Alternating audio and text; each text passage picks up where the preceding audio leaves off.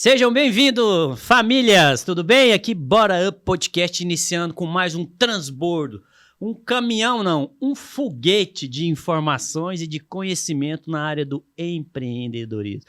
Nessa bancada aqui que só traz ajuda aos nossos empreendedores, as dores, as soluções, as vitórias, as jornadas, as transformações. E nessa nave aqui comigo, eu, Frank Borges, está meu amigo Jonas Naves. Se apresente, meu amigo. Alô, mundo! Tudo bem com vocês? Frank, um prazer inenarrável estar com você aqui hoje. E hoje nós estamos com um rapaz, eu posso dizer, como diz o Frank, um bebê. Um bebê do empreendedorismo, né? Um cara fantástico, um cara que, apesar da pouca idade, tem muito para ensinar, traz muitas coisas legais para nós. Então, hoje você vai aprender como gerir sua empresa, como abrir sua empresa, como fazer negócio. Um cara realmente inovador que vem falar para nós hoje. O Jonas Naves, quem quer me achar lá no Jonas Naves Oficial, estamos aqui. E coordenador de expansão do Bora Up Podcast. Estamos juntos com vocês. O melhor podcast do estado de Goiás. E agora, no Rio Grande do Sul, né, Frank Borges? É, estamos lá no Sul, Estamos no Sul agora. TV Mais, né? TV Mais, lá. TV Tubarão, toda aquela região do Sul ali. E YouTube, Spotify, fica com a gente que hoje você vai aprender bastante. Hoje nós vamos aprender o que é empreender na veia. Estamos aqui com um cara maravilhoso que veio transformar essa bancada aqui. Ele é formado em engenharia automotiva da UNB, está numa empresa que está há 50 anos no mercado, que é a Tintel.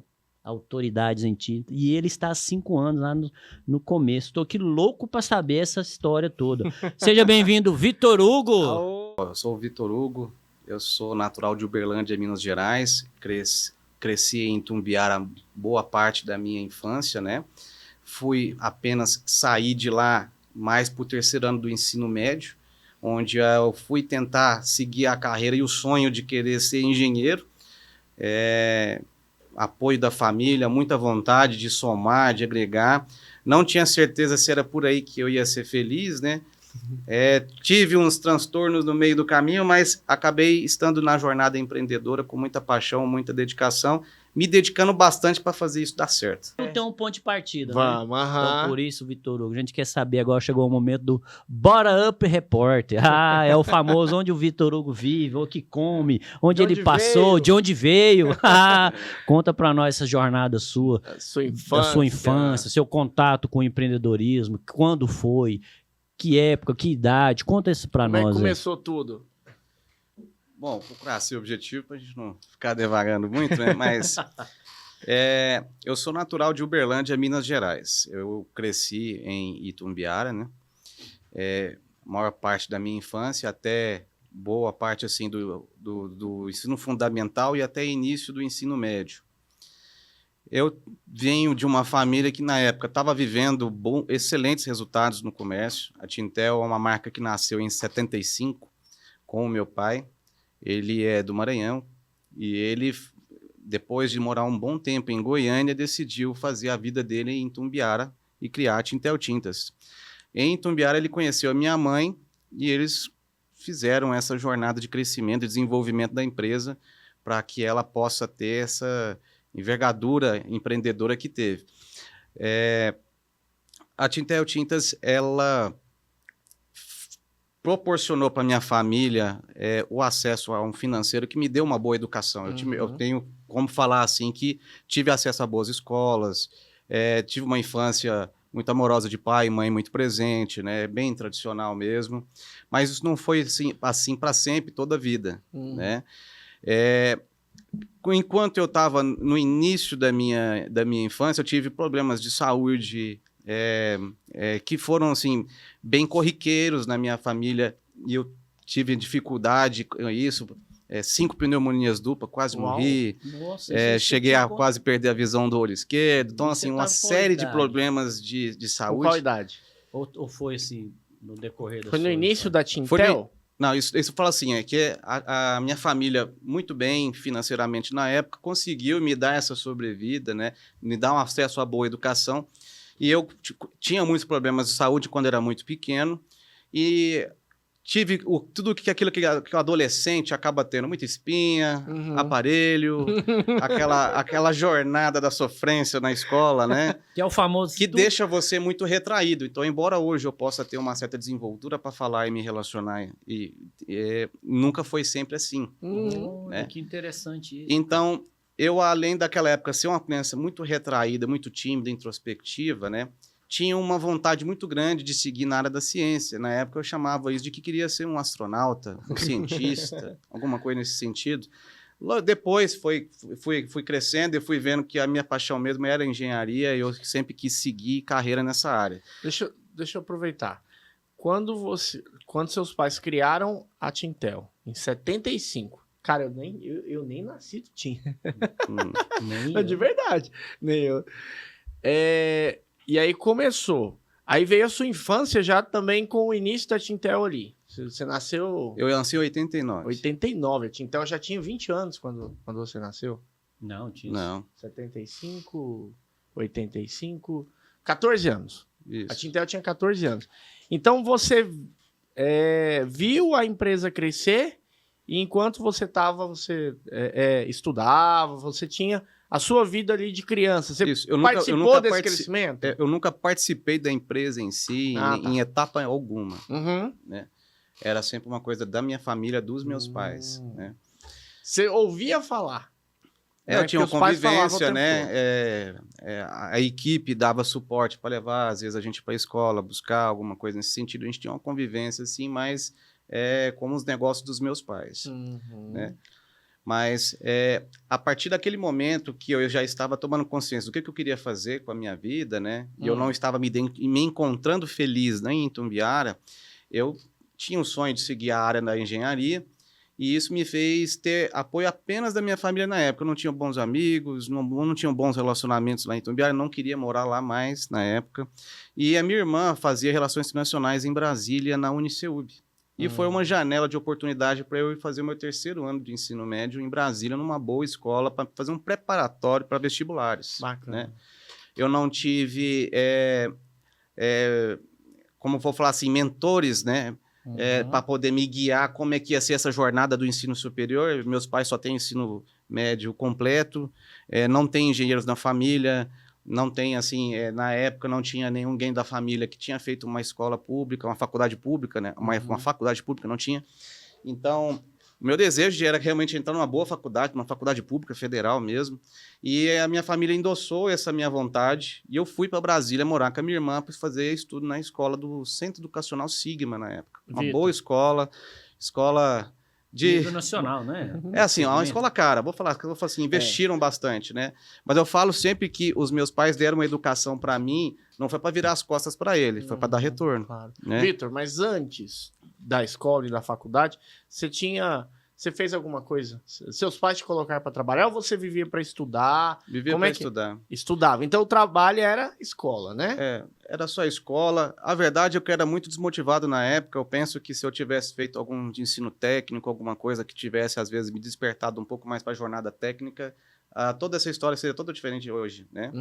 Mas era sempre aquela busca, né? De ter um preenchimento de um propósito. Eu queria ter meu próprio nome. Eu vivia muito à sombra da fama da minha família. Sim. E a Tintel era muito forte. Das primeiras máquinas de sistema tintométrico do país, a segunda do país veio para o Centro-Oeste, veio para minha família. Olha. Foi comprada em dólar, então a gente tinha uma pujança comercial muito forte na época. Uma empresa que realmente foi pioneira em muitos momentos a nível nacional, né, de importância no segmento de tintas. Né?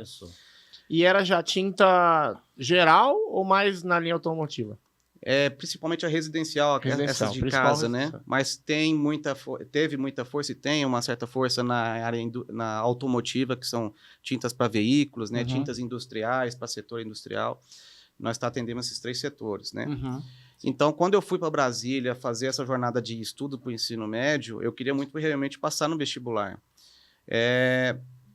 Quando eu terminei meu ensino médio em Brasília, eu senti muita falta de casa e eu fiquei mais próximo. Eu fui fazer meus estudos em Uberlândia, onde eu fiz cursinho. Fiquei 6 meses no COC, estudando bastante, mas não tive um bom resultado. Tentei a Federal de Uberlândia e outras também. Minha mãe me acompanhava tudo quanto é lugar no país, Unesp, Unicamp, tudo. E depois eu fui para Goiânia de novo, meio nômade, meio cigano mesmo, estudando, né? E passei em 2008 para a UNB. Quanto tempo foi essa jornada para vestibular? Na época era vestibular, não tinha Enem, Vestibular né? tradicional mesmo. Tradicional. Quanto tempo você fez prova, cursinho? estudo, dedicação. Eu fiquei né? 1 ano e meio em cursinho. 1 ano e meio. Nossa. É castigo, do mesmo Nada, jeito, é passar de aprendizado. primeira, depois que você passa, realmente importa muito pouco. E assim, o que eu vejo foi que a transformação do Vitor Hugo, como pessoa, como homem, foi muito importante quando ele conseguiu o resultado que ele traçou, que era passar no vestibular. Eu realmente mudei bastante, foi uma mudança de chave muito forte para mim.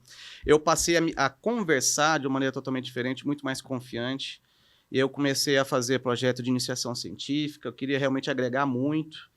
Fui bolsista durante 1 ano e meio para iniciação científica. Depois eu participei de centro acadêmico. Virou a chave ali. Virei a chave. Realmente, toda aquela timidez deu lugar para uma pessoa extremamente determinada para chegar onde queria. E sedenta. Oi? Sedenta. Por realmente fazer a diferença, né? E querer ter uma visão de engenharia mais humana. Eu acredito muito que a engenharia tem que ter a frieza dos números, o calculismo, mas eu acredito que você tem que ter o fator humano. E é aí que vai entrando um pouco o caminho do empreendedorismo, né? Que você vai lidar com pessoas, você vai ter que lidar com situações que você realmente não controla tudo, né? E na época que eu estava prestes a formar, a Tintel já estava dando sinais de desgaste muito forte. Toda empresa familiar tem um pecado mortal, às vezes. Os membros diretores, às vezes, podem estar colocando a família no quadro societário, mesmo que eles não tenham envolvimento direto no negócio. Quando está tudo andando muito bem, soa como uma boa ideia. Mas quando começa a aparecer os problemas, você acaba tendo problemas trabalhistas, penhores judiciais, notações na justiça com relação ao quadro societário. E, na época, o cargo de engenharia ainda é também um cargo de muita confiança, né? Quer dizer, no momento que eu mais precisei do meu bom nome limpo para poder fazer parte de processos seletivos, entrevistas, né? Sempre investi muito na minha educação. Eu tenho um domínio muito forte no idioma do inglês. Arranhei até o alemão para poder... Eu me certifiquei de forma até autodidata, para a época que eu queria muito ir para o Ciências Sem Fronteiras, para estudar fora. Que legal. Então, se eu for entrar nessa parte aí, a gente vai ficar bastante ali, né? Mas antes da gente mudar essa fase, eu queria mergulhar mais um pouquinho na parte que virou sua chave, né? De um menino inibido, retraído, pode ter sido ou não, né? Que hoje é chamado de famoso bullying, né? Você usar aparelhos. Sofreu? Né? Como Sofreu você bullying? diz, né? Muita espinha. Usar aparelho, do cara minguado, retraído. Você mesmo se fechava, a turma mesmo te excluía, vamos dizer assim, dizendo, né? E quando foi esse momento que teve essa transformação, assim, a gente viu que foi o estudo que te proporcionou isso, né? Exatamente. Mas quando foi esse momento? Ele foi numa aula, foi trocando ideia com alguém, foi um professor? Eu tomei consciência desse momento, foi 1 ano e meio que eu já tinha passado. Eu estava andando no Minhocão lá da UNB e realmente eu contemplei onde que eu estava. Eu estava numa universidade mesmo. Um universo de possibilidades. Eu estava descendo o Minhocão e eu estava passando perto do anfiteatro, onde tinha o canto coral. Aí estava um pessoal cantando coral, um pessoal reunido, uma menina deitada no mezanino, assim, para poder ler um livro de cabeça para baixo. Aí, assim, realmente, uma pessoa passou acelerada com o livro na mão, como se estivesse indo para assistir uma prova, alguma coisa, com muita pressa.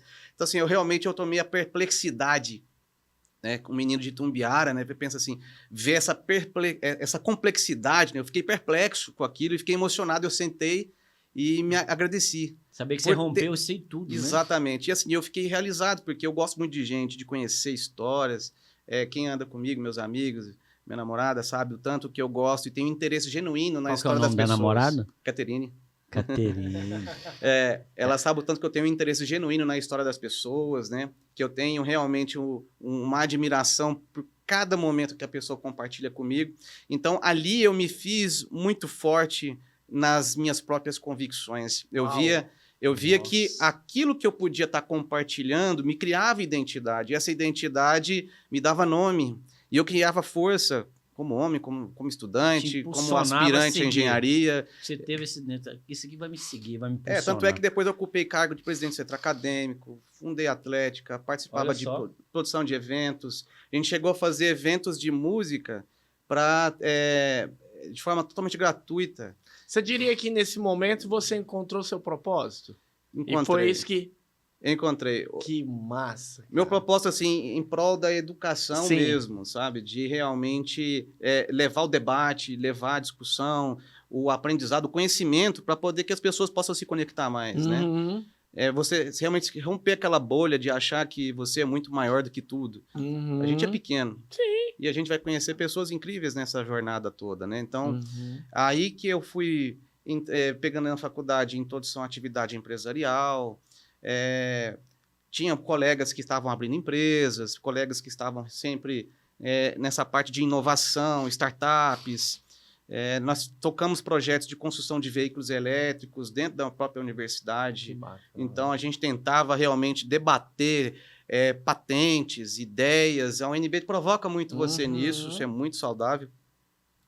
E quando eu me formei e eu não tinha perspectiva profissional de exercer a minha área, para mim era inadmissível eu ser sustentado pelos meus pais. Uhum. Eu peguei na mão da minha mãe e do meu pai, agradeci durante o dia da colação de grau e falei, daqui para frente é comigo. Ihu. Uau. Daqui para frente é comigo. Muito bom, Entendeu? cara. E isso é empreender, O gente. poder da autorresponsabilidade. E assim, Muito bom. Da auto-performance, É. né? você realmente assumir esse papel de assim, tipo, meus pais fizeram a jornada que precisava ser feita, de me Agora educar é e tal. comigo. Agora eu preciso realmente honrar a minha casa, Tem que cortar essa ligação, cortar esse esse umbigo cordão umbilical e trabalhar, ir para cima, né? Encarar o problema, né? Na época eu não estava conseguindo trabalho de jeito nenhum, né? E eu não aceitava. A minha irmã conseguiu para mim uma entrevista no Outback Steakhouse. E eu fui trabalhar como atendente no Outback em Brasília. Eu comecei na unidade da BZ21, que é o Iguatemi. Olha só. Né? Lá eu comecei a ter meu primeiro contato com vendas, né? Eu fazia muita venda na faculdade, como treinando, né? Aquela Sem parte saber, muito né? teórica, né? Uhum. Mas outra parte agora vamos para o hardcore prática. da vida, É. né? Vamos atender pessoas, Vamos pro servir, né? Foi lá que eu peguei essa mania de chamar todo mundo de mestre com um grande mentor que eu tive, que é o Matheus. Ele foi o gerente lá no Outback um bom tempo, uma pessoa inspiradora. E eu tive um genuíno pergunta para ele antes de ele ir embora, que ele foi, depois mudou de cidade. Eu perguntei para ele assim, por que você chama todo mundo de mestre? Ele falou, você não acha que todo mundo tem algo para te ensinar? Que massa. Aquilo lá virou muito a minha cabeça na época e eu me dediquei cada vez mais em ser um bom atendente, depois um treinador de atendentes. Eventualmente eu fui recebendo oportunidades para poder ser um gerente de operação e fiquei... Quer dizer que você fez carreira no Outback? Fiz carreira no Antes de qualquer outra coisa. Exatamente. Interessante. Então, assim, eu procurava entregar consistência. Aham. Era uma... Assim, até o proprietário da época, ele tinha uma certa cisma. Mas por que eu tenho que contratar você? Você vai embora daqui um pouco, vai fazer engenharia, alguma coisa? Eu falei, porque você vai ter um engenheiro trabalhando para você. Simples assim. Você vai ter um engenheiro trabalhando para você. Então, eu procurava realmente entregar consistência, trabalho, procurava ter entendimento, né? Era uma empresa americana, tinha oportunidades muito grandes ali. Metodologia diferenciada, né? Exatamente, são extremamente rigorosos. Então, eu tinha muito que aprender naquilo ali e procurei Nossa, tirar o máximo proveito daquilo, para tudo que estava na minha jornada, sem desistir Que da carreira de faculdade você estava engenharia. ali dentro, né? Exatamente. Aí, eu fiquei lá há cerca de 3 anos e consegui receber uma proposta para trabalhar como prestador de serviço, carro-oficina para o Banco do Brasil, em Uberlândia. E aí lá vai o coração de novo, nômade cigano, e vai para Uberlândia. O sangue pulsando. E eu vou começar Desafio. a trabalhar, vou ter o meu primeiro degrau da oficina. engenharia, né? É oficina de carro? Funciona assim, você tem uma empresa, ela disputa um pregão eletrônico para prestar serviço de manutenção predial, contratual, para as agências do Banco do Brasil. Então, eu fui contratado como gerente de contratos para gerenciar esses contratos. Aí, eu gerenciava os contratos de manutenção predial desse prestador de serviço em todas as agências do Banco do Brasil de Ribeirão Preto, Joinville e Florianópolis. Então, é um contrato que você tem. Então, por exemplo, se entraram na agência do banco e sinistraram, você vai prestar um serviço de manutenção, tudo tabelado. Ó, você vai ter que fazer todo um levantamento de esforço e mão de obra para recompor aquela situação, para botar a agência 100% o tempo todo. Então, eu prestei esse serviço para... Isso eram pequenos e grandes reparos? Todo tipo de reparo era com você? Exatamente, assim... Você que fazia a contratação e tal.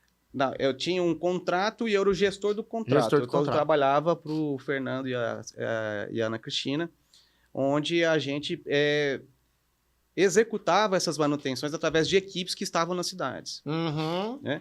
Durou um bom tempo, de repente não começou a ser vantajoso para a empresa continuar nisso, e a primeira que vai acaba sendo a equipe que é de mais alto escalão, até com mais despesa também, né? Sem muito o que saber fazer, extremamente frustrado com relação a toda essa jornada, não dá em nada praticamente, fui para Itumbiara, mas fui para limpar meu nome. E aí a minha condição de voltar para Itumbiara para assumir a Tintel Tintas era: eu quero ser o único diretor da empresa para poder eu saber em que pé que ela tá. Mas por que limpar o nome? Eu estava com o nome sujo, a empresa tinha problemas. Literalmente. A empresa estava por problemas trabalhistas, processos, tudo, que estava penhorando as minhas contas. Entendi. Então, no caso, é a Tintel. A Tintel. Você estava no quadro societário, então ela estava... Exatamente. Entendi. Então, assim, já que eu não estou conseguindo oportunidades, porque o meu nome está com notações na justiça, porque você vai fazer a pesquisa lá, o cara tem um currículo bom, mas vai participar de um processo seletivo e tem notações a respeito dele. Sim. Não sou legal, eu preciso de um cara de confiança nisso daqui, né? Porque a gente sabe que quando você tem uma penhora judicial dessa, e você tá lá assim, soa muito estranho. Claro. Você tá querendo trabalhar na fábrica, sei lá, aqui na Fiat, em Betim, você tem uma empresa em Itumbiara, Goiás, ela tem esses problemas aqui, jurídico e tudo mais, onde você é responsável legal por isso, e você quer trabalhar aqui. Então, assim, podem falar o que for, a gente sabe que isso atrapalha, né? Então, eu falei assim, eu preciso resolver essa situação e eu acho que eu vou usar isso como uma oportunidade, né? Muito bom. E aí, em 2020, foi bem início da pandemia, eu tive as primeiras e mais pesadas lições de empreendedorismo que alguém pode ter, né? Olha. Que é lidar com o risco da ruína. A ruína pode bater na sua porta. Você entrou na empresa, ela estava numa situação... extremamente delicada. Uau! Não estava acabada, mas estava sem capital de giro, sem estoque para poder trabalhar de forma robusta um mercado que precisa de muita coisa, né? Montar uma loja de tinta não é tarefa simples, ela precisa ter um estoque muito elevado, mix de produtos básicos que são bastante volumosos, né? Não faz sentido você não ter lixas numa sequência específica, as cores básicas, branco gelo, branco neve, camurça, areia, né? E você tem que ter um mix de suporte, de preparação, complementos, seladores, impermeabilizantes, e é uma pancada de coisa. Não, e uma coisa é você entrar numa empresa que ela tá positiva, ou você começar uma empresa do zero, que aí vamos dizer que tá neutro. E outra coisa completamente diferente, muito mais desafiador, que foi o que você pegou, é pegar uma empresa que está negativa. Exatamente. Né? Não só isso, eu peguei, assim, realmente uma situação operacional, processos realmente muito defasados, com o nível de competitividade que ela precisa se apresentar hoje para os seus clientes. Livro de caixa na mão, processos não definidos, sistema totalmente aberto. Então, se você tiver gente mal intencionada querendo fazer algum tipo de fraude, né, que você não consegue auditar, que você não consegue controlar, você perde totalmente o controle. Então, tudo aquilo que você não consegue controlar, você não gerencia. Sim. E sem gerência, você perde o rumo do barco, você não consegue atribuir culpa a nada, a ninguém. Você atribuir culpa, você vai ter que provar. E provar é problema. Né? Então, complicado, né? Você tem que realmente ir a campo, resolver do zero toda ela. Então, a gente mexeu a nível de alicerce. Mas, principalmente, quando se fala assim, é uma empresa familiar. Como é que foi esse início com a sua relação? Como é que foi a aceitação do seu pai? Que era o seu pai que tocava, né?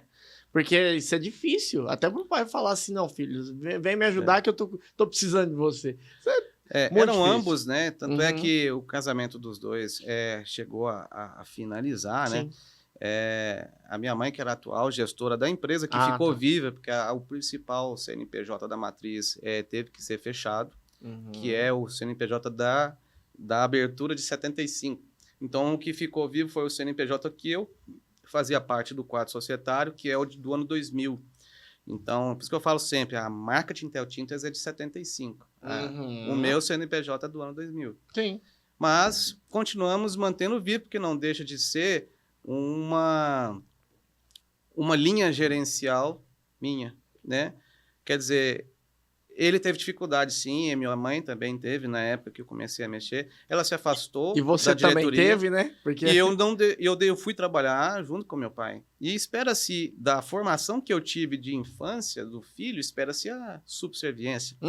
A sucessão. não objeção ao que tem. Quer dizer, ele tem 50 anos de tinta, né? Já trabalhava como estoquista na Constril, em Goiânia, tempos atrás, como estoquista. Então, ele sabe trabalhar bem com todos os produtos. Então, era uma polêmica juntar todo aquele conhecimento, experiência que ele tem, com a minha vontade de rapaz novo, né? Meu pai vai fazer 70. Você imagina 36, ele olhando, de geração. Ele olhando 50 anos de experiência, falando, o que esse menino quer me ensinar aqui agora? Exatamente. Tem 50 anos fazendo isso aqui, rapaz. O que, na verdade, tem é um amor muito forte um pelo outro. E o que eu quis mostrar para ele é que é preciso romper realmente algumas premissas para que nós possamos resetar completamente o jeito de fazer negócio e levar uma nova proposta de valor para os seus clientes. Perfeito. Então, foi o que foi feito. Do primeiro momento que eu peguei a empresa e procurei tentar entender o que estava acontecendo com ela, meu primeiro momento foi começar a pegar primeiro uma análise da proposta de valor do que ela se propõe a fazer. Começa pelo propósito. Exatamente. Fantástico. O que nós queremos solucionar para o nosso cliente? Que tipo de dor nós vamos tratar? Beleza. Quais são as nossas dificuldades? Então, você faz análise SWOT, usa ferramentas 5W, 2H, você pode falar o que você quiser, né? Mas, resumindo tudo isso, só faz sentido se você entender o que você está fazendo. Uau, né? Para onde que você vai, Para onde você vai? Eu preciso ter um comercial estruturado, um financeiro estruturado e uma expedição bem feita. Então, é o primeiro ponto. Onde é que nós estamos errando de nível operacional? Então, eu já cheguei desacreditado até pela própria equipe. Quer dizer, eu tenho pessoas na própria equipe que têm 29 anos de casa, me viu crescer. Qual que é a credibilidade que eu passava sem nunca ter passado por empresa nenhuma, de que eu estava apto e capaz de chefiar uma empresa dessa idade? A Tintel Tintas testou o Vitor Hugo, se ele é homem para tocar ela. Uau! Testou. Que é isso? Muito Fez bom. toda a diferença você ter aquela força de vontade. Eu consigo. E eu vou ter a postura que se precisa para poder tomar a frente dos negócios. E quando a gente fala de empreendedorismo, eu vou fazer um adendo aqui do que o empreendedorismo nada mais é do que você fazer uma construção e saber lidar com problemas, né? Eu até gosto de falar que um bom gestor, um bom empreendedor, né?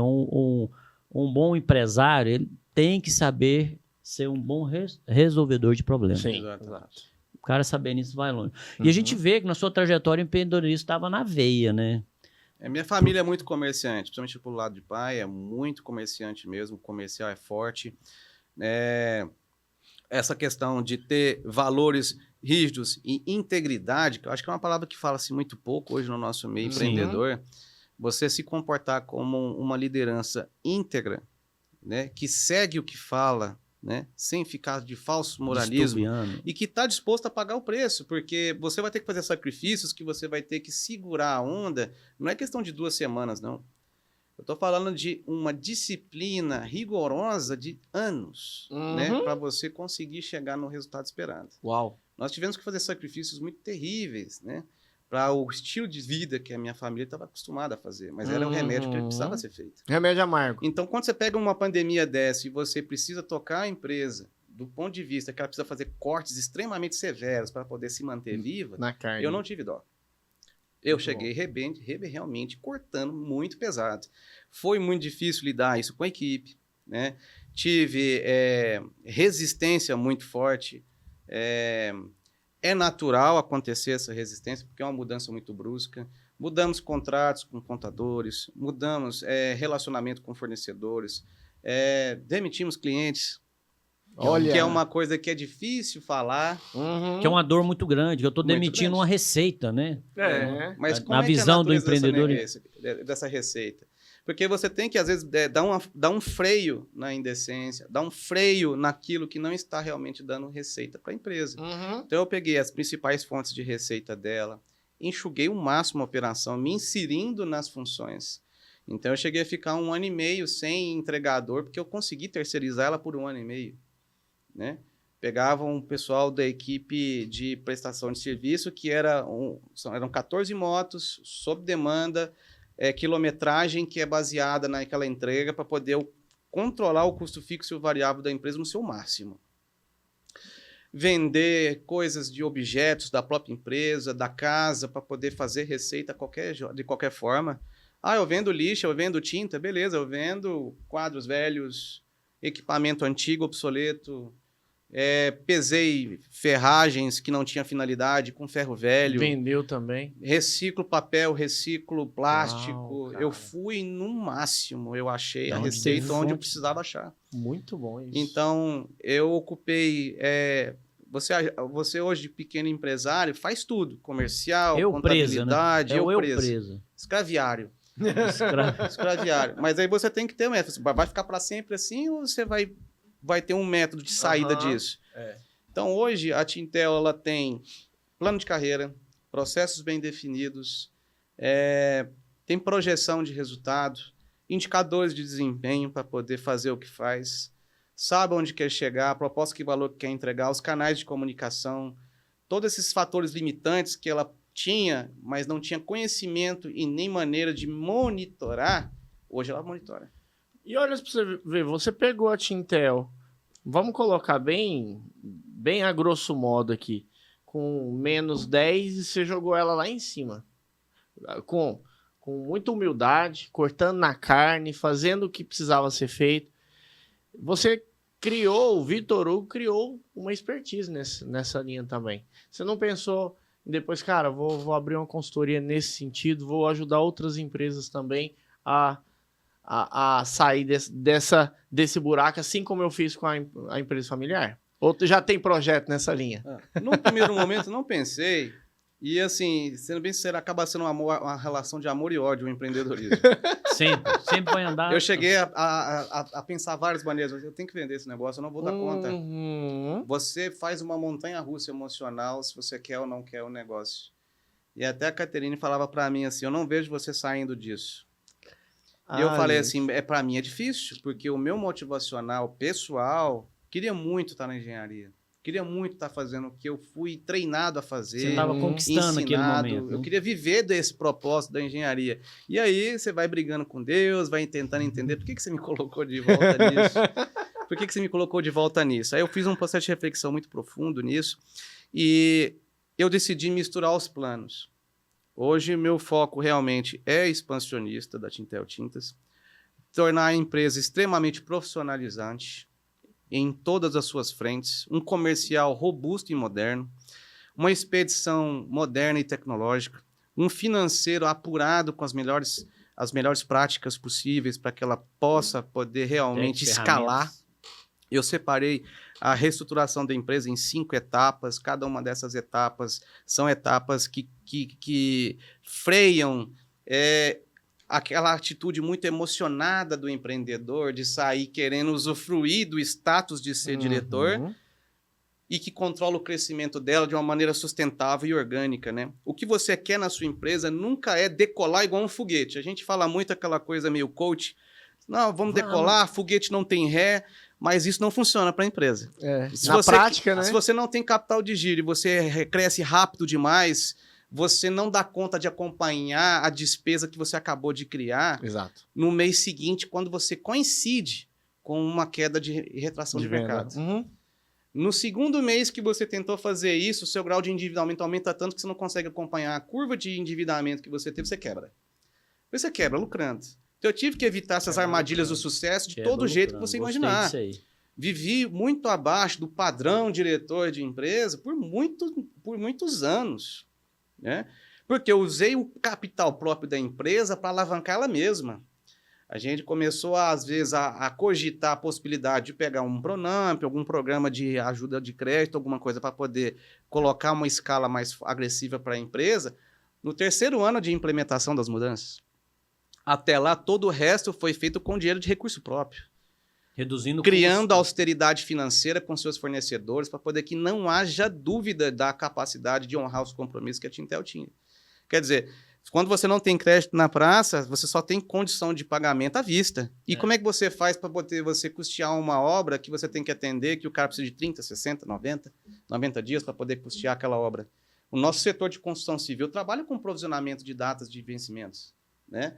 O construtor, o material de construção, o empreiteiro, o engenheiro que está na obra lá, ele trabalha com contas a pagar. E aí como é que você vai dar suporte para os seus clientes se você não tem, primeiro, material e mix, 2, não tem capacidade de pagamento, se você começa a crescer, a vender muito, você não consegue acompanhar a rotina de compra da sua empresa, então eu precisei me familiarizar com o fluxo de caixa da empresa e o tempo que ela tem para fazer o giro de investimentos dela. Então, a cada quantos meses o meu dinheiro investido de janeiro O volta? seu estoque roda, né? O estoque volta, o dinheiro volta para o meu bolso para mais uma rodada de compras. Isso. Então, eu precisei segurar muito aquela ansiedade. Eu preciso ter um produto impermeabilizante especial para lajes. Não, eu vou ter isso só no 3º ano. Em 2020, eu tinha esse nível de controle. E numa pandemia, você fazia plano de ação a cada 10 minutos, quase. O cenário mudava. semanas. Recalculando a rota. Eu não tinha tempo para ficar deitando em planilhas, preencher planilhas, sendo que você é um homem, o exército de um homem só, você não dá conta. Você tinha que escolher, ou eu vou preencher planilha, ou eu vou a campo e trabalho e reverte. Então, primeiro você vende pra caramba. Sim. Depois você organiza. Isso. Então, eu foquei total no comercial, fui, virei o vendedor e procurei ser o melhor vendedor da Tintel. E hoje eu ainda faço parte da equipe comercial. Balcão, então, externo. vendas é o segredo. Vendas é o segredo. Quem vende, vence. Muito Entendeu? bom, cara. Então, assim, Fica a dica aí, gente. Quem vende, vence. Isso é uma frase que quem fala muito é o Darlan Souza. E eu me inspiro muito no que ele fala nesse sentido, porque ele é um vendedor que inspira jovens a fazerem os resultados, serem trabalhados nisso daí. E eu acredito muito nisso. Você está a campo, você tem que trabalhar.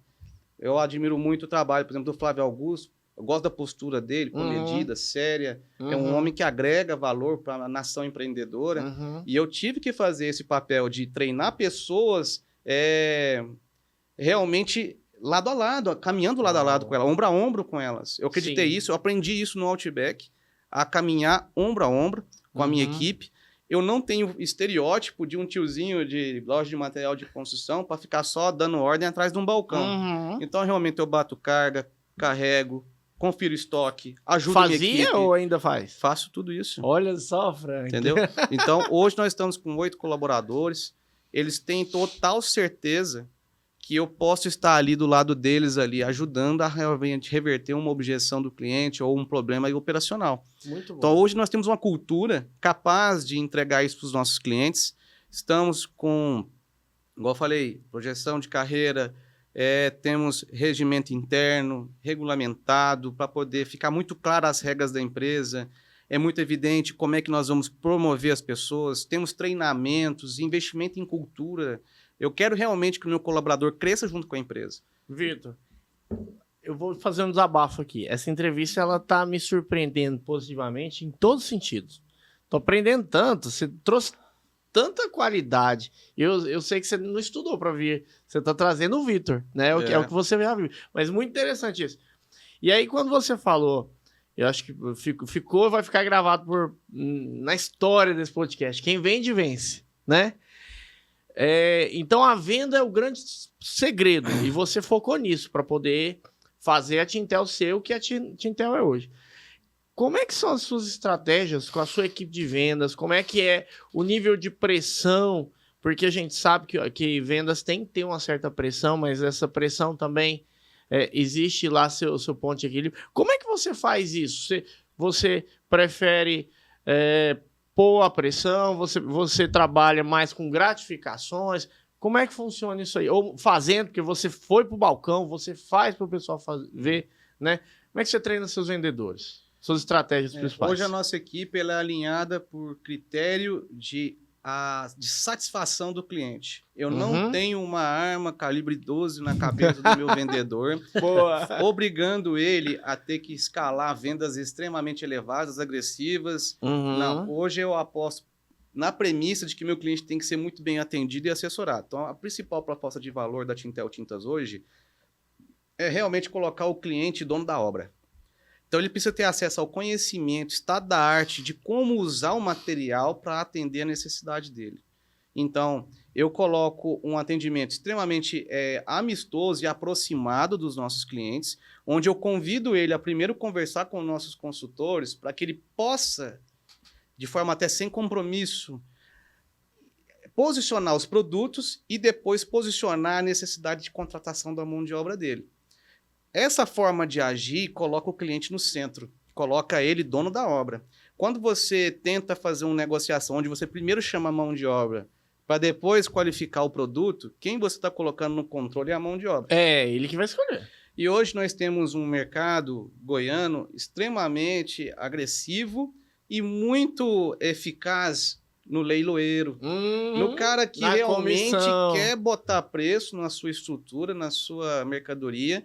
Eu enfrento redes de lojas extremamente competentes em expansão. São redes que têm 50, 80, 150 lojas, 5, 10, de vários estados. Tem que vir de Minas, que faz isso, tem que vir lá de São Paulo e faz isso. Eu tenho que comprar tabelas muito puxadas em volumetria, vindo de São Paulo, pagando um DIFAL agressivo. Né? Eu tenho uma força muito grande das marcas do estado de Goiás, por exemplo, que tem uma proposta de ICMS para a empresa do lucro real e eu fico no Simples Nacional porque eu sou EPP. Então, você tem uma jogada tributária, fiscal, que mexe no seu estratégico, na sua proposta de E o valor. mercado, né? Que você acabou de Exatamente. falar, dos concorrentes, né? Então, como é que você resgata uma empresa de 50 anos que ficou para trás através dos seus modelos? O cliente tinha o costume de comprar na minha empresa e foi para outra empresa quando viu que eu não tinha capacidade de atender ele. Como é que eu resgato? O CAC, o custo de aquisição do cliente. Quanto que ele está alto para mim? Como é que eu vou fazer todos esses indicadores de desempenho que são extremamente agressivos para mim? Como é que eu vou atender as expectativas da minha equipe, do meu cliente, de que eu estou pronto para atender ele? Como? Eu te pergunto. Proposta de valor. Como? Proposta de valor. Proposta de valor. Eu realmente tenho um posicionamento hoje nas redes sociais. Essa logomarca, por exemplo, ela foi reestilizada. A identidade O visual. branding, né? Fizemos um rebranding muito rebranding. poderoso na Tintel. Sou o atual garoto propaganda dela. Hoje a gente tem até um canal no YouTube onde a gente está iniciando, realmente, estou só com que 3 legal vídeos isso. no momento, onde o nosso foco educacional está em primeiro plano. Vitor, mas deixa eu ver se eu entendi. O seu concorrente, ele foca Em preços no pintor. agressivos. Em preços agressivos primeiro. Em preços Primeiro ponto agressivos. ele foca em preço agressivo. Em preço agressivo. Volumetria, tabela de compra extremamente giro. agressivo. Foca Isso. no giro, né? Não quer E saber no, e no profissional, e no pintor. Sim, porque No eles às pintor. vezes têm programas de benefícios muito confortáveis. E o cara às vezes muito cobra estruturados. comissão, tem todo um Às trabalho. vezes nem só a comissão em si, eles têm programas muito atrativos de Aham. fidelização, que do pintor. são programas legais, Ah, entendi. muito bem colocados, mas que comunicam o quê? A força deles, da infraestrutura que eles têm como rede. Certo. E o que você vai fazer sabendo que você não é uma rede? Uhum. Mário Sérgio Cortella fala que você tem que fazer o melhor que você pode com o que você tem. Enquanto você não pode você fazer não tem melhor. condições melhores de fazer melhor ainda. Perfeito. Então eu trabalho com o que eu tenho. Hoje eu tenho uma proposta de valor. Esse slogan Autoridade Tintas, antes de parecer presunçoso, ele evoca a nossa responsabilidade de chefiar o conhecimento de tintas e passar ele da maneira que precisa para os nossos clientes. Nós estamos falando de 50 anos. Exatamente. É uma autoridade. Isso aí não é nem Não é nada então, de assim, presunção. nada de soberba. Quando né? você apresenta uma marca desconhecida, você fala, ó, essa marca, por exemplo, ela vem do Paraná, essa marca ela vem do sul, de São Paulo, mas ninguém conhece na região, você precisa ter autoridade no assunto para poder passar segurança para o seu cliente, que você não está querendo colocar ele enrascado. Uhum. Esse trabalho de posicionar produto, trabalhar mix, colocar o parceiro, o fornecedor, o representante comercial do lado e trabalhar o poder da persuasão positiva para o seu cliente, você consegue entregar para ele qualidade da experiência de compra. Certo. Essa qualidade de experiência de compra leva a produtos de qualidade, orientação de como usar o material e sucesso na obra. O pintor, o prestador de serviço, ele tem que ter sucesso quando tem o material. Isso. O seu cliente ele precisa saber que o começo, o meio e o fim da experiência de compra com a minha empresa, ele é de acompanhamento que busca a satisfação dele. Então, eu quero realmente resolver a dor do meu cliente e estou determinado pessoalmente. O brand da minha empresa está em cima disso. Eu acredito demais na proposta educacional que nós temos. Perfeito. Então, hoje eu quero realmente entregar para o meu cliente a mensagem de que a Tintel cuida de você nos seus interesses para que você possa realmente fazer uso do material para valorizar os seus imóveis, valorizar o teu dinheiro, o teu suado dinheiro nisso. Sim. Se ele não encontrar o pintor que vai fazer isso, eu vou qualificar o pintor para isso. Então, ao invés de eu ficar batendo de frente com práticas indecentes de mercado, eu vou criar uma geração de novos pintores que estão dispostos a fazer o bem feito para os nossos clientes. E isso faz a gente ter uma jornada educacional, de qualificar, de certificar pintores e de ser de utilidade deles. E como que você cria essa geração de pintores com essa visão? Como é que você faz essa educação do mercado? Porque você fala muito de educação e é isso que eu tenho visto. Beleza. Mas como é que você faz isso na qualificação desse profissional? Primeiro Existe? ponto que a gente faz a orientação na própria empresa, de como utilizar o material corretamente. Tem uma parceria com os nossos representantes e fabricantes em trazer cursos da própria fábrica para qualificar os pintores. Então a gente faz eventos. Eles são convidados a irem lá para a Tintel. Tudo subsidiado pela empresa. Perfeito. E procuramos trazer eles para poder, vamos conhecer a marca, vamos trabalhar, olha esse produto, vamos aprender, né? Meus vídeos do própria rede social são todos focados nisso, tirando dúvidas do cliente, como é que usa aquele produto, criando uma recorrência em entender para que serve, como é que usa. Conscientização, né? O meu canal do YouTube é totalmente focado nisso também. Eu pego, por exemplo, vamos aprender a pintar uma parede do jeito certo. Da abertura da lata até a finalização da pintura, eu vou te ensinar. Vamos aprender a trabalhar com verniz, para poder você saber utilizar. Armazenar. O jeito que você pode armazenar. Então, o tempo todo eu estou, de forma recorrente, entregando conteúdo de valor para o meu cliente, onde eu ensino ele a usar o material, ensino ele a comprar o material e a contratar a mão de obra. E junto com o pintor, procuro tentar ter um programa que está dentro da minha capacidade de tentar fazer a retenção dele, fidelização, pontuação, alguma coisa. Procuro sim. Não tem, às vezes, a robustez de uma grande rede, mas acontece. E entre mais uma parte importantíssima. Eu não tento comprar o meu pintor. Eu não sou um corruptor. Top. Eu sou uma pessoa que tem integridade e leva para ele assim, olha, você precisa ter relacionamento com as lojas de tinta. E o relacionamento que você vai desenvolver com a Tintel Tintas, ele é decente, ele é claro, ele não vai botar você como escravo dela. Eu vou me posicionar como uma empresa que pode te entregar valor.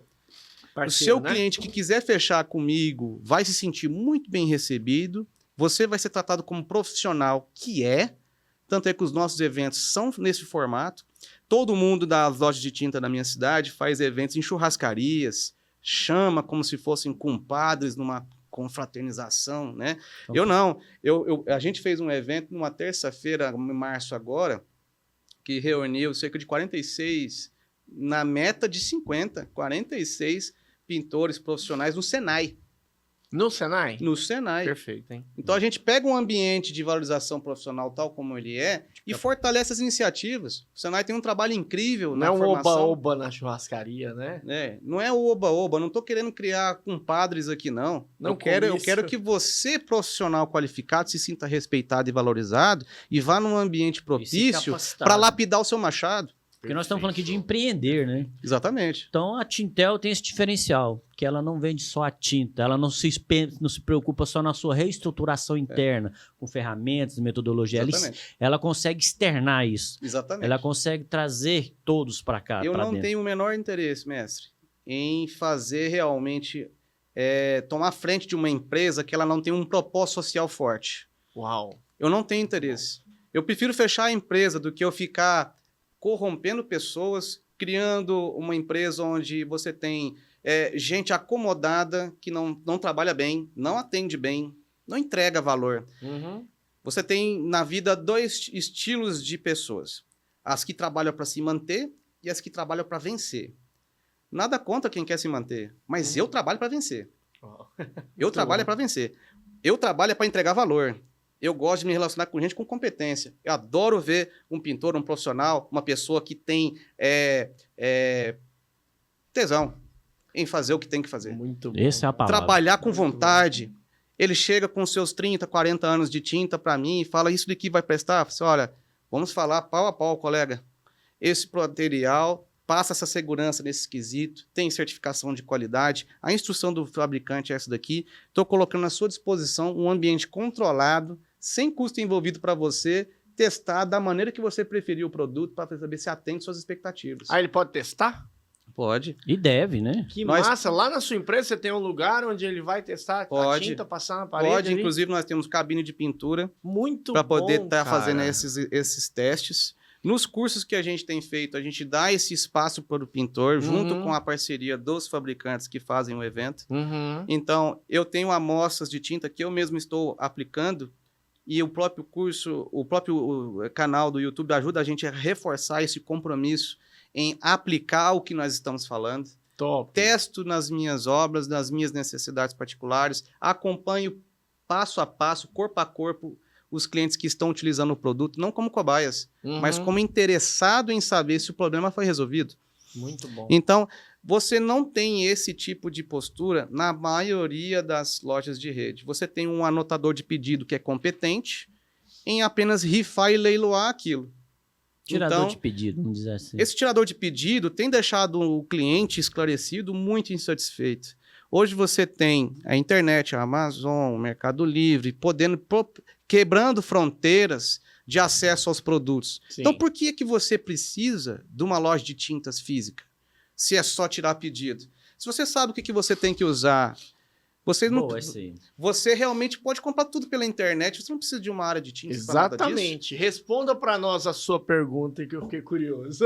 É. Por que eu preciso de uma loja física se eu posso comprar pela Amazon, pelo Mercado Livre? Porque como comprador de material, você não é tão competente quanto um consultor, um analista comercial da minha equipe. Como a Tintel é. Bom. Como a Tintel é. Isso eu garanto para Por você. conta da assistência e da consultoria. É porque a gente entende a sua ótica de compra e entende que olha com a sua aflição. Ah, Vitor, eu tô com um problema de infiltração na minha laje. Me fala um pouco mais dessa laje. Como é que ela tá? Ela tá com caimento? Tem sinais de trinca? Eu faço um processo investigativo que eu posiciono o produto por requisito. Às vezes não tá precisando de pintar lá, tá precisando É. de fazer o tal. Não é só para assim, olha, Né? você tá com esse Sim, problema? Tá com uma sei. manta líquida lá. Será que é a manta líquida ou é outro produto? Quer dizer, essa jornada de posicionar produto, para quem só gosta de anotar pedido, é uma perca de tempo. É totalmente desprovida de amor ao cliente e o seu dinheiro e o seu investimento. É totalmente pura e simplesmente uma relação comercial de tá aqui, compra se quiser e pronto.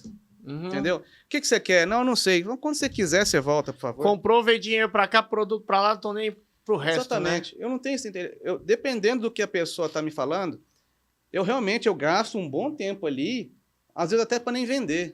Topíssimo. Mas para consultar. Topíssimo. Mas entender. ela vai ter a certeza de onde é que ela vai se sentir segurança. Não, olha, eu não comprei, mas eu tenho total eu certeza agora volto do que lá. eu preciso comprar.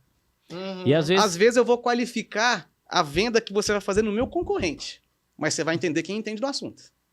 Às vezes você até desvia o entendimento, né? Você perde uma venda, você é o contrário, né? Você perde uma venda. E é sempre, mestre, nunca me colocando na posição de arrogante, sei tudo. Não, Uhum. mas o processo investigativo ele é um só. Uhum. Isso daí eu falo muito que a vida me preparou tudo que eu fiz na minha vida. O atendimento, a experiência de customer experience que eu tive de aprendizado no Outback, toda a gestão de contrato de carro-oficina com a agência do Banco do Brasil, tudo que eu fiz como liderança estudantil, organizador de evento, fez total sentido. Tá Colocar onde eu tô fazendo. fazendo. Te Tá somando. preparou o Tudo. Vitor para ser quem Tudo. o Vitor é. Eu falo Vitor muito... Hugo, A Caterina, Quando a gente a traz. Caterina ela concorda muito nisso aí comigo, né, bem? No sentido de eu realmente estou com todas as competências trabalhadas da minha jornada focadas para entregar o máximo para a nossa empresa, para o nosso cliente. Que Como bom. são as coisas Quando a de gente Deus. traz pro empreendedorismo, Jonas, Vitor Hugo, Vou até trazer a Tintel como exemplo. A gente geralmente vai pelo amor ou pela dor, né? Eu tenho uma ideia legal, quero lançar no mercado e quero revolucionar o mercado. Eu tenho um amor, né? Quero fazer isso. No seu caso, foi a dor. Naquele momento, você teve que largar tudo e vir tomar uma posição de uma empresa que estava há 45 anos, que era o período, né? Se a gente for somar 5 anos, você está à frente, 50 anos na empresa, de 45 anos de mercado. Naquele momento, você falou de matriz e filial. Existia mais de uma loja naquele momento? Na cidade de Itumbiara, a gente chegou a ter 2 unidades. 2 unidades, tá. E aí, quando a gente traz para o empreendedorismo, que você foi pela dor, né? Quais foram... você falou que enxugou gasto, enxugou tudo, mas já teve algum momento, você falou que foi difícil, que pensou em vender a empresa, mas teve aquele momento que você teve de desistir, falar assim, agora não é vender, eu vou largar tudo para lá, eu vou voltar. Tem sempre aquelas pessoas que ficam sondando o seu negócio, e o que é mais triste é que mesmo que você possa fazer um valuation, uma projeção de caixa, falar que ela vai ter retorno em 14 meses, para essa pessoa que faz a cultura do leilão, do tipo, eu não vou pagar isso que você está pedindo. Por mais que você me mostre que os números vão compensar, tá? Eu estou disposto a dar tanto. Pronto. Entendeu? Isso aí destrói muito a sua força de vontade. Quer dizer, eu não vou jogar no lixo tudo que a minha família construiu à custa da própria vida. Né? Meus pais se separaram com 40 anos de casado, praticamente. Né? Não que isso afete eu como Vitor Hugo, porque eu já estava com mais de 30 anos quando isso aconteceu, mas a carga emocional das minhas decisões refletem para sempre no que eu estou fazendo. Né? Reflete, né, nos funcionários, na vida que meus pais decidiram tocar, como viver as próprias vidas deles. Então, eu sou reflexo disso. Então, o filho nunca aprende para virar as costas para a família. Eu tenho que honrar meus pais em vida. Sim. Eu falo, honrar seu pai e sua mãe em vida. Em vida. Em vida. Então, eu tenho essa questão, eu trabalho muito essa questão da integridade, da disciplina. Eu realmente quis assumir a posição de diretor da Tintel Tintas e estar à frente disso, mas não faz sentido eu querer ela se não for para amá-la. Uau. Entendeu? Não faz sentido. Propósito novamente, né, cara? Sim. Então, se eu for um empresário, se Deus me der a prosperidade de eu ter mais de uma empresa, todas elas vão ser amadas e desejadas em trabalhar em alto desempenho. Alta performance. Todas. Igual um atleta. Tem que ser. O Vitor, ele é muito focado nisso, né? O Vitor Hugo, ele é muito focado nisso, em melhorar o ambiente em que ele está, em fazer alguma coisa pelo outro, né? Eu faço um processo de imersão mesmo. E aí você, hoje, tem a gestão da Tintel, você dá seminários também, você tem um monte de outras coisas. Conta um pouquinho para nós, assim, bem brevemente, mas eu sei que tem muita coisa aí que você faz com esse intuito de fazer o melhor para a sociedade, né? Com certeza. Eu tive sempre essa questão do servir. Capacitação. Eu sempre tive muito essa questão do servir como mestre das minhas atitudes. Então, na faculdade eu fiz muito isso. Eu cedia muito do meu tempo para poder servir e eu tirava um processo de aprendizado muito poderoso disso. Então, hoje eu faço palestras, workshop, orientação em como falar em público, porque muito das habilidades que eu tenho em falar em público, e eu falo muito, e eu dou muito mérito a isso ao movimento estudantil, até movimento grevista, na época da universidade eu participei. A UNB não te dá escolha a não ser politizar você. Não tem outro jeito. Você é um estudante esclarecido, debate com a reitoria, né? Então, assim, o estudante da UNB ele tem um hábito de se posicionar muito forte. Então, eu sempre tive uma escola muito forte de diálogo e debates, mas é sempre uma troca de experiência, né? Então, quando eu fazia esse processo de servir e ajudar, eu tinha o aprendizado e a retórica sendo cada vez mais evoluída, mais forte.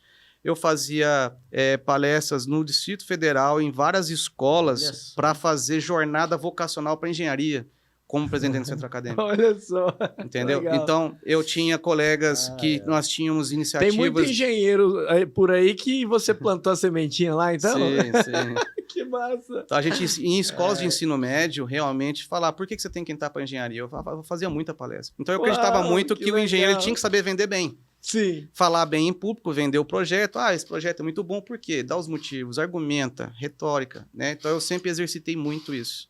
Então, Quebra sob objeção, né? exatamente. Gera um repórter. Então eu acabei ficando um vendedor muito habilidoso.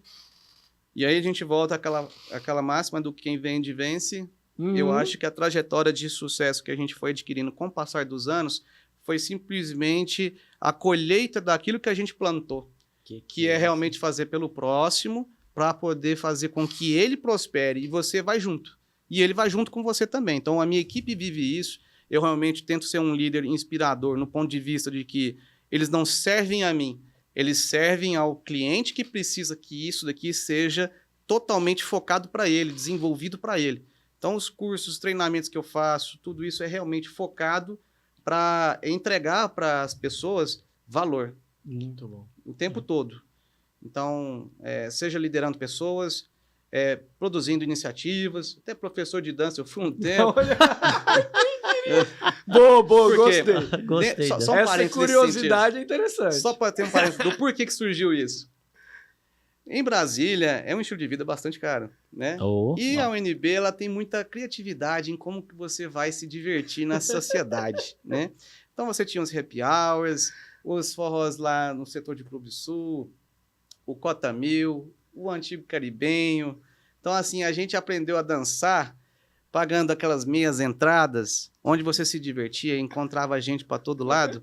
E eu e meus amigos gostavam muito daquilo. Quando eu virei presidente do centro acadêmico, e a minha unidade do campus do Gama era mais afastada da UNB, Darcy Ribeiro, né? Aí eu falava assim, tá faltando um pouco de universidade nessa faculdade. Nós precisamos trazer um pouco dessa pluralidade cultural que temos no Darcy Ribeiro para o campus do Gama. É o famoso. E aí nós pegamos... É o famoso horário do toco foda-se. Exatamente. Né? Então eu juntei mais os meus amigos lá que sabíamos dançar e falei, eu vou encarar, eu vou fazer um projeto de cultura e lazer. Virou pauta da minha chapa da época do centro acadêmico, entregar um projeto de cultura e lazer. Então a gente tinha sessões de cinema todas as sextas-feiras no campus e 2 vezes na semana aulas de dança. E aí não tinha professor de forró. Eu falei, o projeto vai sair do papel, nem que eu tenha que dar aula. E não deu outra. E fizemos. E assim foi. E assim foi se criando uma quebra de objeções. E aí o bonito é você ver as pessoas quebrarem os preconceitos e as diferenças para se unirem na cultura. Pensa só que bonito que é isso. Você pegar pessoas que às vezes não tinham pretensões de se conhecer e conversar, de repente, por causa de um projeto seu, elas começarem a fazer amizade, se relacionar. É o que faz você ficar no contexto universitário. Essa transformação que você sofreu, né? A dança pode fazer essa transformação, tirar a inibição, Exatamente. algum bloqueio, né? E aí você via a mudança nas pessoas, e eu sou um cara extremamente apaixonado por resultados nesse sentido. Anota. Você joga a sementinha e vai embora. Pra quem não joga imagina, uma sementinha Vitor, e deixa acontecer. Professor de forró. Vai dançar aqui daqui a pouco. Deus me livre. Com o Jonas. Não. Aqui, ó, com a noiva lá. Sim, mas muito interessante, Vitor. Só pra você ter ideia, quando a gente criou o projeto de carros elétricos, que é o FG Racing, hoje é FGR Fórmula SAI, elétrico, é um projeto que está vivo lá até hoje. Nós fundamos em 2013. Como é que é isso? Projeto de carros elétricos em qual sentido? Não tinha ainda? Existe a equipe Apuama Racing e a Piratas do Cerrado, que são projetos de engenharia para se criar veículos de competição nos modelos da Fórmula SAI Brasil. Então, é uma competição de engenharia, onde os estudantes se juntam para criar suas plataformas de veículo para competir no ambiente universitário. Na época, a gente criou uma novidade que era o Fórmula SAI elétrico do contexto da tecnologia. Olha, gente. É um projeto que nasceu em 2013, está lá até hoje, os meninos estão extremamente vivendo a autonomia deles, e eu não estou mais envolvido, eu fui um dos primeiros capitão. A gente chegou a ter 54 pessoas voluntárias no projeto, tinha até professor doutor apoiando as iniciativas, e aí a marca, o branding, toda aquela estatuto inicial, existe lá até hoje. E eu não faço mais parte desse cenário, mas ele faz uma diferença na vida dos estudantes. Está lá o legado. Está né? lá. Você está entendendo? Então, eu tenho essa mania de pegar e joga, vai.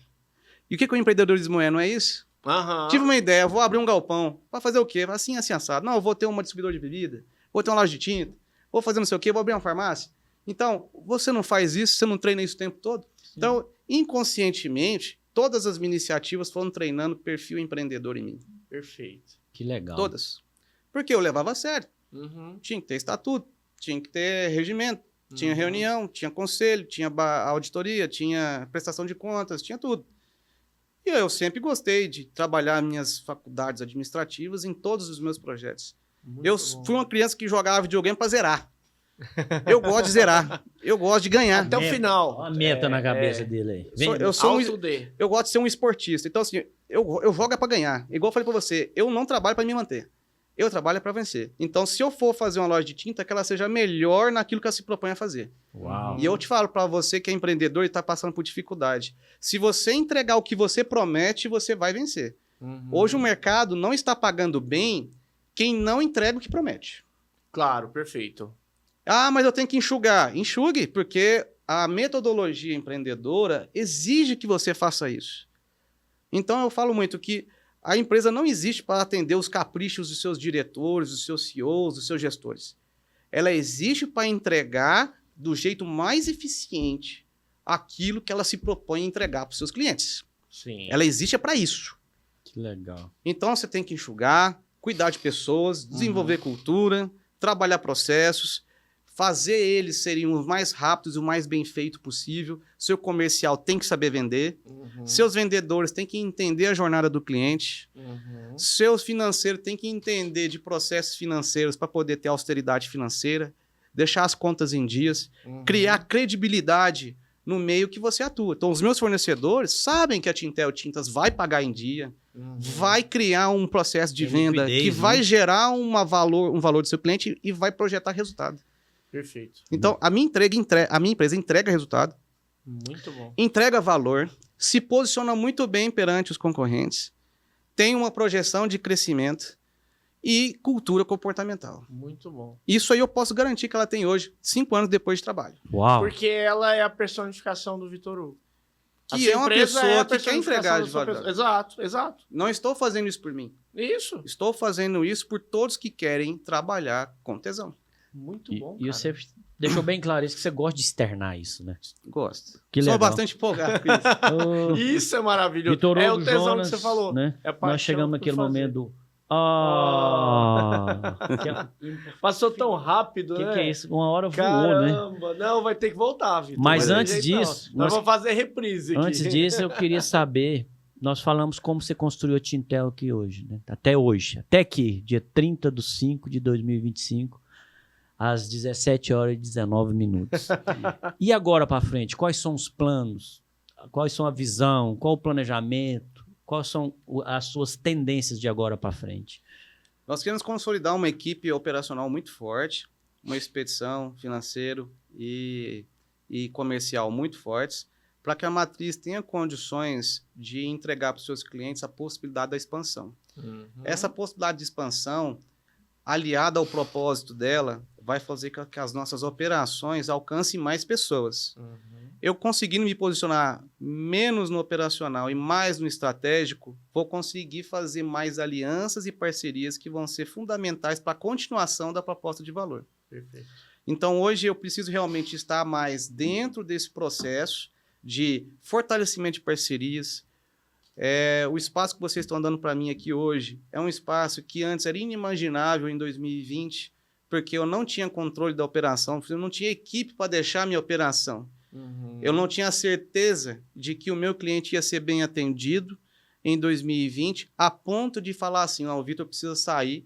Então, assim, eu estava achando que eu ia perder uma venda muito interessante. Agora, assim, eu tenho total certeza que a equipe que está lá está cuidando muito bem dos nossos clientes, está tentando entender a necessidade deles, conseguiram entender como é que eu faço negócio com o meu cliente. Perfeito. Então, se eu conseguir levar isso para outras cidades, né, e conseguir continuar a minha pegada educacional, o canal vai aumentar as projeções de retorno sobre investimento da marca, de valor com seus clientes, porque ele está cada vez mais esclarecido de que ele tem que ser bem atendido. Perfeito. De que aquilo que ele achava que ele precisava entender era uma questão que ele sentia falta de relacionamento com a empresa. Isso. Uau. Então, o meu cliente hoje, ele exige muito mais do meu concorrente, porque a gente Exige prepara mais do seu ele cliente. para Você isso. prepara o cliente. E isso é bom para o nosso setor. Perfeito. Eu não tiro o mérito de uma grande rede de lojas usufruir da sua estrutura comercial, tabela de preços, porque a gente sabe que a fábrica de tinta trabalha com volumetria. Quer Sim. vender. Quer vender, não tem problema, tudo bem. Mas eu tenho algo a oferecer mais do que só volume. Uau. Muito bom. Eu somo realmente na vida do meu cliente e do profissional que precisa do nosso trabalho para que o mercado apresente soluções. O itumbiarense, ele é o 7º maior PIB do estado de Goiás hoje. Ele é um cliente que está querendo investir, mas ele está escolhendo como investir, como fazer. Então, se a gente quer criar um canteiro de obras forte em Itumbiara, e o mercado imobiliário mostra que isso está acontecendo lá, nós precisamos de um posicionamento mais estratégico das empresas no sentido de avanço e crescimento. Então, a infraestrutura, o canteiro de obras de Itumbiara precisa de empresas como a Tintel Tintas e precisa de empresas que vão só pensar em anotar pedido, porque elas têm a capacidade de entrega do volume que precisa abastecer a obra. Perfeito. A gente sabe que precisa fazer esse papel. Uhum. Então, o nosso mercado de tinta ele tem que ser valorizado pela competência, pela entrega de valor, de proposta de valor. Não tem espaço para quem acha que vai fazer loja de tinta da noite para o dia, só fazendo leilão, comprando, corrompendo os outros, né? Não é o nosso interesse fazer isso. Eu falo muito para o nosso pintor, olha, você vai entrar aqui, eu tenho certeza que você nunca vai se sentir pressionado a dar um valor para mim. Não quer saber se você vai virar meu escravo. Você vai virar um refém da minha empresa. Compre só de mim. Não faça isso. Entenda que eu vou preparar você para ter acesso a produtos que você precisa conhecer. Sim. Olha só a oportunidade, né? É claro. ué. Você dá o direito de escolha, né? Exatamente. Então, assim, ele quer mais opção de tinta, mais variedade de cor, mais opções de velocidade mais rápida, entrega melhor de borracha, da proteção da casa dele, impermeabilizações mais completas, equipes mais preparadas, mais gente certificada, e é todo um trabalho competitivo, sadio de empreendedorismo que estamos exercitando. Uma franquia de tinta saindo. Né? Eu ia perguntar sobre isso, porque Com a você... capacidade dessa de inovação, você conseguiu... transformação, conscientização e capacitação. E você, até pelo que você falou, você está aqui hoje porque você conseguiu formar uma cultura lá na sua empresa. Ela tem a cultura de atender bem um cliente e tudo mais. O que você pensa em abrir novas filiais ou em franquear? Ou nada disso por agora? O que você está pensando aí? Lógico, no futuro... Isso ainda está um pouco próximo. difícil eu falar para você que agora que pode acontecer isso exatamente agora, porque para eu falar que vai para outra unidade, eu tenho que ter um controle de operação da matriz de uns 3 anos. Ela tem que ter abastecimento próprio, sem a minha intervenção direta, operacionalmente falando. Sim. Por exemplo, ela treina talentos, e você tem ali como é que fala? A rotatividade da sua equipe influencia. Então, se você perde pessoas estratégicas da operação e não consegue repor com habilidade, você está comprometendo a operação dela. Então, você não pode expandir sem ter certeza que o seu operacional consegue viver pelas próprias pernas. Então, você tem que respeitar ciclo de férias, não ficar comprando as férias do seu colaborador. É realmente entrar no processo. Há processos de afastamento, atestados, férias, treinamentos, contratação. A pessoa, de repente, saiu da sua empresa porque ela viu uma outra oportunidade melhor. Como é que você vai reter essa mão de obra? Saiu o capital humano, saiu o poder comercial da empresa? Como é que funciona isso daí?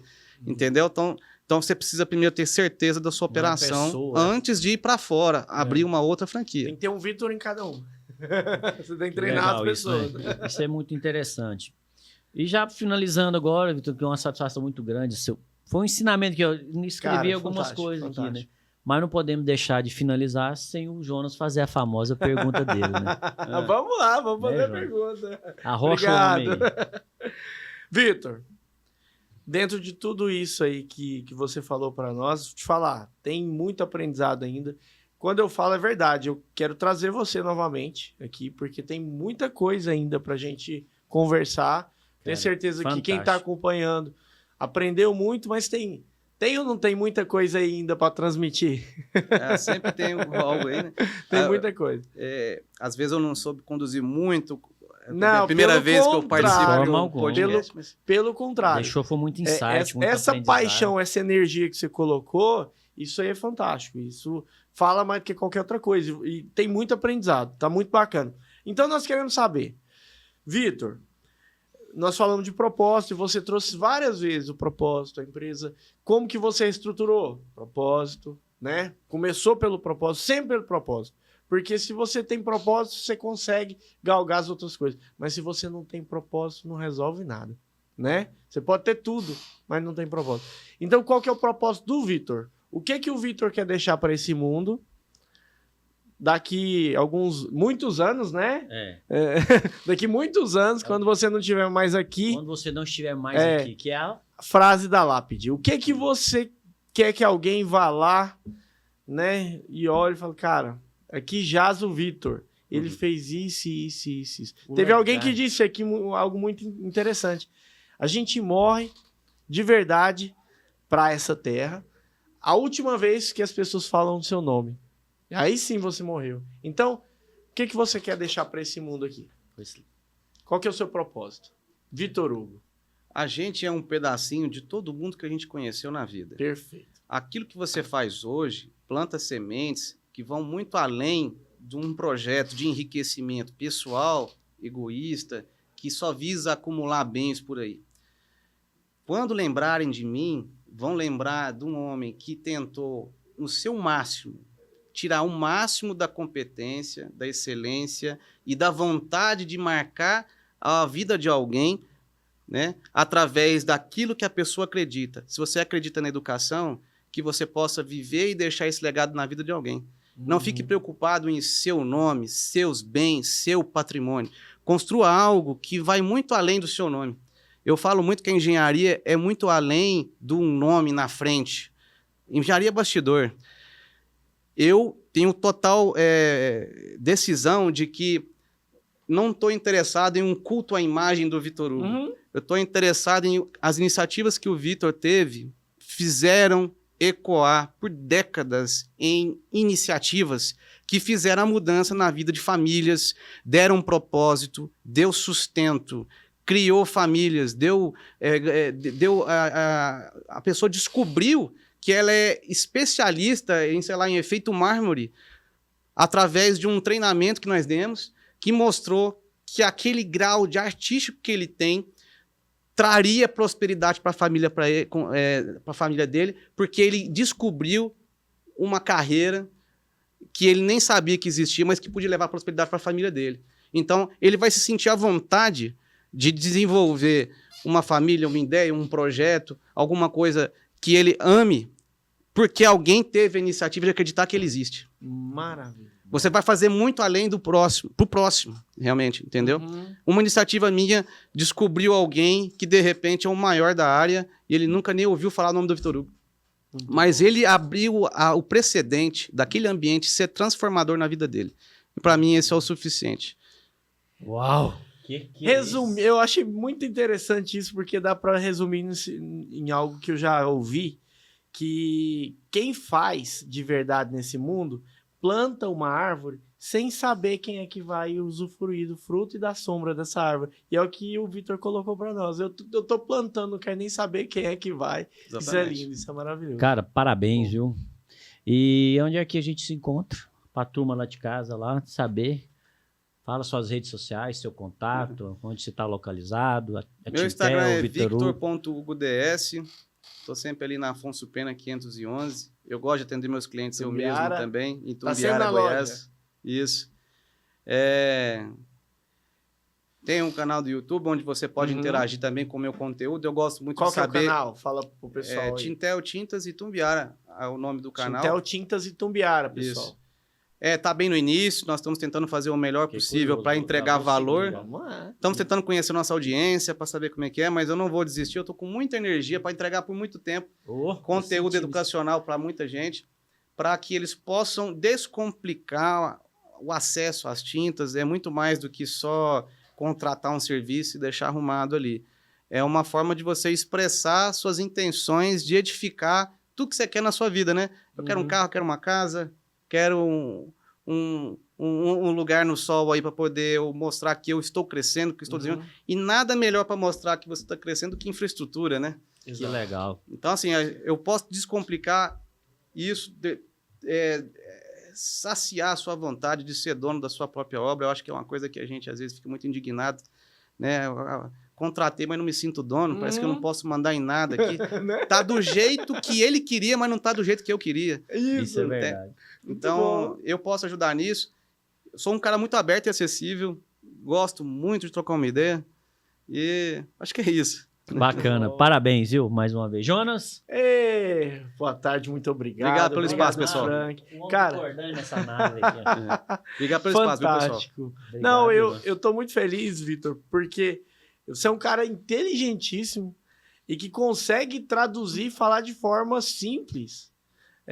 Ficou muito aprendizado aqui justamente porque você pega tudo isso que você traz e você consegue comunicar. Então, muito obrigado por essa tarde riquíssima. De verdade, eu tô saindo aqui encantado com a entrevista. Muito bom, muito feliz. Obrigado, Frank Borges, pela Que isso, cara, é oportunidade. uma honra. Obrigado a você que está em casa, que nos acompanha, que esteve aqui conosco. Muito obrigado por mais esse dia fantástico do Bora Up, que está cada vez melhor, graças aos nossos convidados, graças a você e a todo esse esforço de gente que faz isso acontecer. Frank Borges. Obrigado, gente. Então, mais uma vez, fica a minha gratidão, que aqui foi um transbordo, foi um caminhão de emoções e de aprendizado. O mestre, né, você falou, faz sentido tudo isso que você nos proporcionou. Sim. Sai daqui com conhecimento a mais, né? Quero agradecer novamente por essa oportunidade, por acreditar nessa bancada e saber que você é transformador, que não só aqui, mas para quem está em casa. Assista do início ao fim que vocês vão entender o que eu estou falando. A Tintel, por acreditar, né, autoridade em tintas, que revolucionar o mundo não é só vender tintas, mas sim acreditar em pessoas, né? Exatamente. Mudar, Muito bom. acreditar e capacitar. Fica a dica aí. Nos segue lá nas redes sociais, no @BoraUp, que o meu amigo agora está eternizado lá. Vai estar pro resto de todas as nossas vidas lá eternizado no YouTube.